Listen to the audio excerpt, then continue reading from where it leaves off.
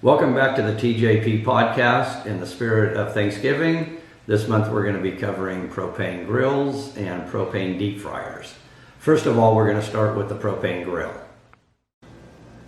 The first thing you want to do is make sure your propane grill is in a well-ventilated area, and never ever barbecue indoors.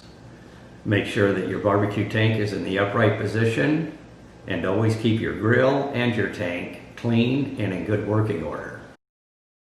The safest way to check for leaks is to mix a little dish soap with some water in a spray bottle. Once you turn your grill on, you can spray down the fittings, and if you have any bubbles, that will show you a leak.